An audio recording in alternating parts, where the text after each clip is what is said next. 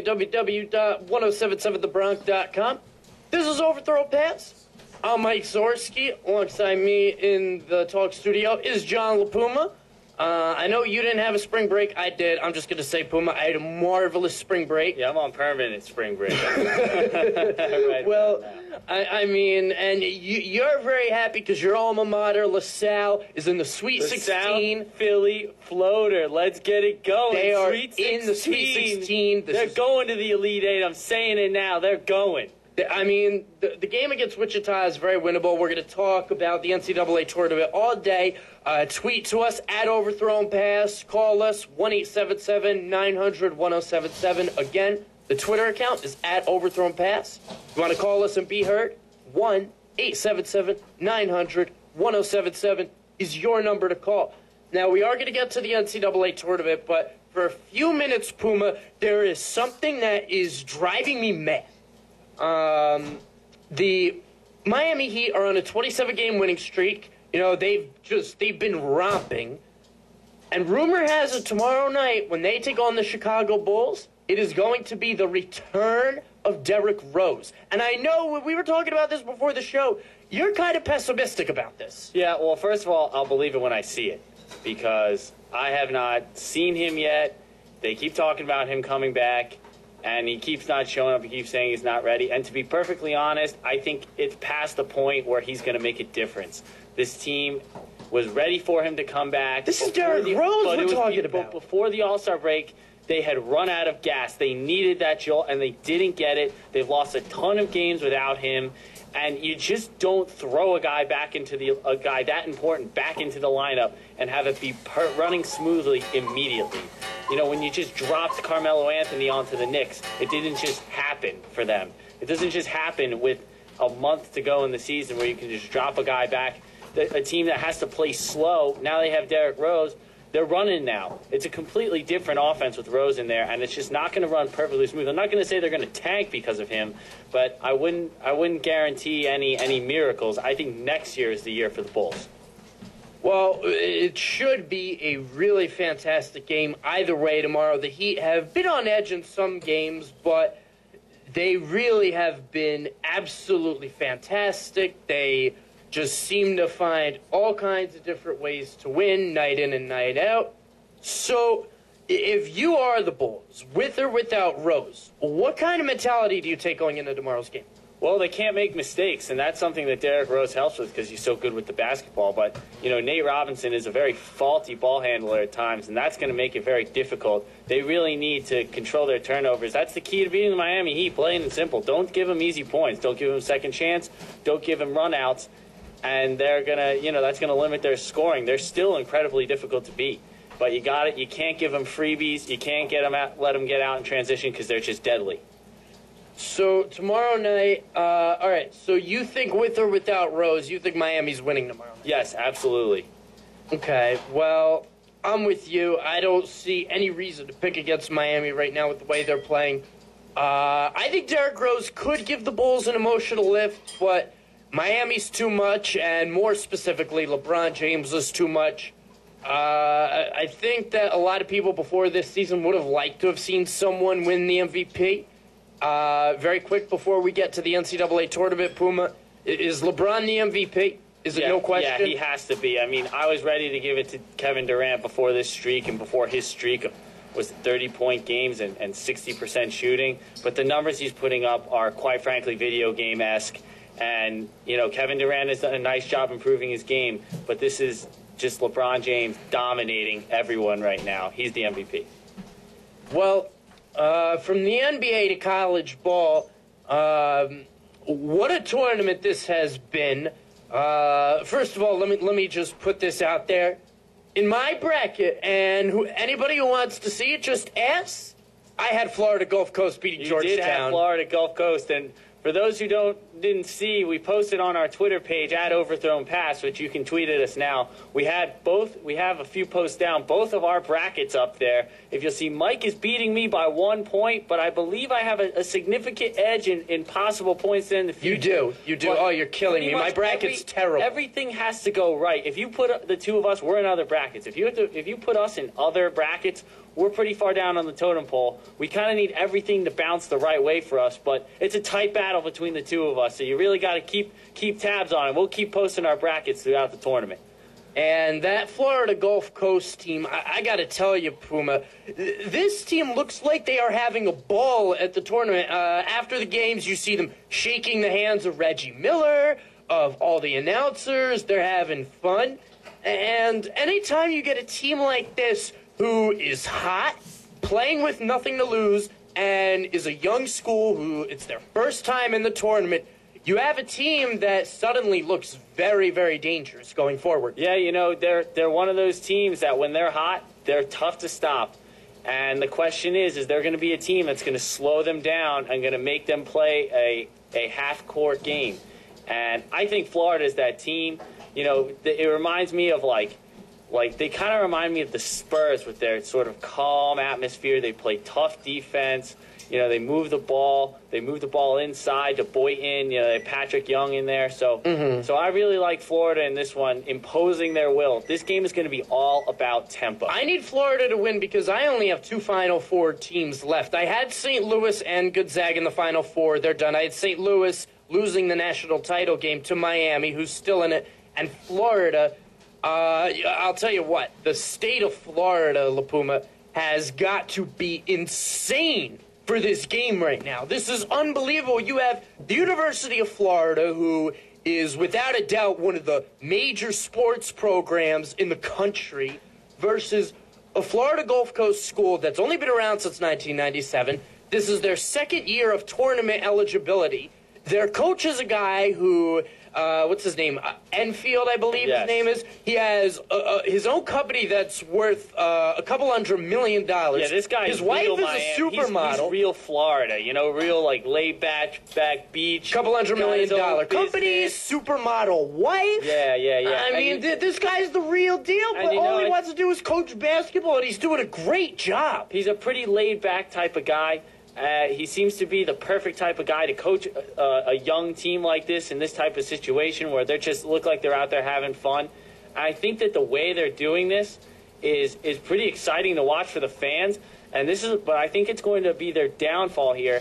It's another type of thing here where, you know, like with the Spurs, when you give them bulletin board material, when you give them something, you know, when they play up the other side, the Spurs just sit there quietly, lick their chops, and pounce. And they had this big pep rally, you know, yesterday. ESPN's been in Fort Myers all week. Oh, my goodness. All weekend. Have you seen their dorms, Florida Gulf Coast? They're looking on the beach. They've been going in and out talking to students, and the players have been running around and doing all these things. We should go there for grad school.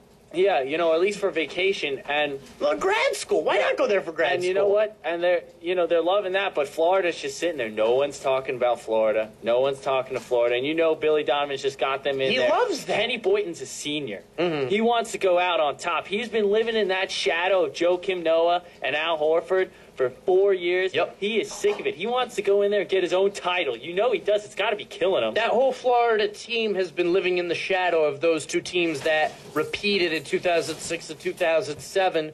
So this is huge for them. You like Florida. I like Florida in this as well. I think Florida Gulf Coast is going to give them a game, though. I don't think they're going to go down quietly, but I think when push comes to shove, you know, we see this all the time, Puma. When there's a couple minutes left in the game, there's all on the line. It's about playing beyond the X's and O's of what you know in basketball. It's about becoming a playmaker from within. And I just think Florida has more of those guys than Florida Gulf Coast. I think that's the difference. And, you know, Florida can get into trouble, too, sometimes with needing guys to hit big jump shots. We've seen it before. We saw it in the SEC championship game against Ole Miss. But I think Florida's going to take control of this game. And you're going to see Florida Gulf Coast, who really hasn't been pushed in this tournament, really hasn't seen someone, you know, a major team, you know, really push them. You know, Florida Gulf Coast kind of got up on Georgetown, and you're going to see them sort of struggle when they're pushed a little bit in the, I say, mid to late first half. And I think the second half is going to be a runaway, and Florida's going to win this. Well, so we both like Florida. I think the game's going to be a little closer than you say. We'll see what happens. Now, I don't want to keep you waiting anymore because I know you're itching to talk about your LaSalle Explorers. The Explorers, Itching. baby. I'll say this at the get-go here. I didn't pick them to beat Kansas State. Neither did I. You know, I President went there. Obama did. Yes, he did, and that's one of the few things he does very well. He picks college basketball. He does. But he was right, and the Explorers are exciting. I'm excited. I mean, so many of our listeners are so excited. They were out in the streets cheering for the Explorers when they won their when they made the Sweet 16 here, and we have everyone. I mean, I know Terrence McPeak, Mike DiStefano, all of our good friends. We've got my girlfriend's mom, Donna Stengel's excited. She's listening. We've got everyone. They're all the girls in Basil's. Everybody is making brackets now. If they didn't start one at the beginning, they're making them. The excitement is here. I mean, I'm sure Florida Gulf Coast is feeling the same way. But it is exciting, and this team has a legitimate shot against Wichita State. LaSalle really does have a legitimate shot against Wichita State, and when we were watching the game against Ole Miss, Puma, it was very evident that Ole Miss was a bigger team, and LaSalle was undersized in comparison to them. But LaSalle came up with enough stops to win the game, and Wichita State is a big team. That's the whole reason they were able to beat Gonzaga, because they were bigger than Gonzaga, because they won in the low post game. But up top, I don't see anybody on Wichita State who's going to be able to cover Garland or Ramon Galloway. Ramon Galloway might be, if they make the Final Four, he might have to win MVP of the tournament. Yeah, I mean, Garland has been really the X factor, and he's going to be the X factor going forward because he breaks down the defense. And Tyreek Duran has been great at it throughout the season. He's sort of slowed down here and sort of let Garland do his thing. And, having both of them out there is definitely not a bad thing. And how about Sam Mills and the contributions they've gotten from him? And he had a big 4-point play in that game against Ole Miss, or it was a 3, and then a missed shot, and then a rebound and a score is what it was. So it ultimately turned into a 5-point sequence for LaSalle, and you and I could feel it right then. We sort of knew that LaSalle was going to win the game, but here we are. There's 28 seconds left. LaSalle gets the ball, going for the last shot. And Ole Miss in the second half began flirting with their 2-3 full-court press. And they went back to man-to-man. But then for the last play, they went back to the 2-3. And we saw a play where Garland came off the pick and roll, got the ball, went 1-on-1 to the basket, and made a fabulous layup. Now, they had said earlier in the game, after the game, they were talking about that they had the play. They had that play there if they wanted to, and they saved it for the perfect time, and it worked. It was beautifully executed, and at that point, you just got to think, wow, this team is meant to be. Yeah, absolutely, and you certainly have to wonder why they're playing the zone in the final minutes. I mean, LaSalle have been shooting the lights out. It was really conservative of Ole Miss at that point. You don't want to play zone against a team that shoots well, and then the whole point of a zone is to keep a team from getting to the basket, and that's exactly what they did. And, Garland, we now see, has all the speed. That's an underestimated thing about this team. Everyone sees Galloway bombing threes and Sam Mill bombing threes. But this team has some speed. I mean, they have to. They play 4 guards. Galloway, even Sam Mills, Duran, they can get to the rim, and they can play fast. And that has been negating teams that have more size than them. Wichita State and Ole Miss both average around 38, Kansas State, they both average, in the 30s in rebounds per game. And, they can handle teams that are bigger than them, because they're so fast, because they're controlling the tempo, and because they're making shots. And that's the whole way LaSalle has to play. We've seen with the way they're constructed, Puma, their margin for error is very slim, but when they hit shots, they're lethal. And one thing that you said was going to have to be big for them in the tournament was their free throw shooting. They made all their free throws down the stretch. Yeah, and they're going to have to do that against Wichita State, because with them getting to the hoop all the time, they're going to be at the free throw line a lot. Yeah, that's a thing that LaSalle has not done very well. And we saw against Kansas State, Jarrell Wright, he only missed 1 shot. He made all of his field goals, and then he only missed 1 free throw down the stretch, but he made 3 of 4, and it was enough to give him the win. And that's something that's going to be huge here because you know what? LaSalle could go into a shooting drought. And the best way to get out of a shooting drought is get to the line, get that stroke right, see the ball go through the hoop. And with us here to talk about this LaSalle basketball team, this unbelievable run they've made, is writer for the Montgomery News, Nick Ueli. Nick, thank you so much for coming on. Your alma mater, LaSalle, is in the Sweet 16. You must feel fantastic. Yeah, I mean, it's been a great run. It's awesome, and I know Puma can attest to this too. You know, we've seen flashes this year of how good they can be. Especially when they beat Butler and then, VCU on the road back-to-back. So while it's not entirely surprising that they're playing well, playing this well is kind of cool to see. And what have they done differently this year that in the past few years Coach Giannani could not get his team to do? What's different about them this year? Well, to be honest, I think it's a combination of things. I think that they're, number one, this team buys into Giannini more than past teams have, and I think that this team has a better chemistry than past teams have. Personally, Eric Murray was a cancer. He was a cancer for that team. Nobody liked him, but he was the focal point, so everybody was disgruntled, and I think that's why they struggled a lot. But this team, you've seen videos, you see on SportsCenter, this team is hyped, not only because of where they are and because of their success, but they're hyped for each other. So I think that's important. So now, how do the Explorers going forward here handle this lengthy, oversized Wichita State team that upset the number one seed in the Gonzaga Bulldogs? Well, first of all, I know that our boy Pete wouldn't want to hear this, but to be really honest with you, I never thought Gonzaga should have been a number one seed. They don't play enough. I agree with you, 100%. They don't play enough good teams. They don't beat enough good teams. They don't play in enough, in a better conference. So they proved it in the tournament. Right, yeah, and the thing is, just the only other team who I can put into this category who's in a major conference is Pitt. They're the same thing as Gonzaga, where, never pick them in the bracket because they're never going to go far, so that's number one. But I think that the way that they're going to, if and when they beat Wichita, is going to be they got to burn them. And they've been burning teams. They've been running and running and running, and then, teams expect them to run, so they clog the middle, and then Galloway hits a three from, Pluto. So, I mean, honestly, as long as they keep the same formula they've been keeping, I think they have a great shot to beat Wichita State. Now, what happens when the shooting goes cold? Because we saw that in the second half against Kansas State, and they barely held on. But boy, oh boy, I was nervous. I was saying, here we go again. We've seen it happen years and years. I know, watching games with you, that we've seen it. How do they avoid a collapse like that? Well, I think it's, they have to keep believing in what's going on. And, the one thing that if you read ESPN and you read other websites, you read other articles, see the TV, these guys don't think it's a fluke.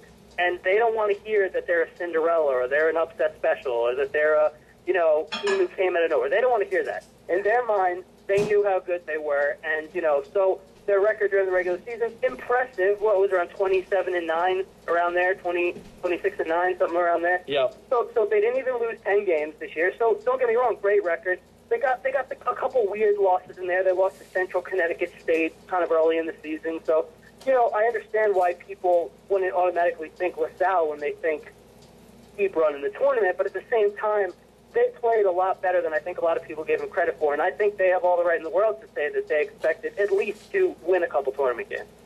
And, Wichita State as well, they put up 14 threes. They made 14 threes in their win against Gonzaga. If they're shooting like that, how is LaSalle going to defend that?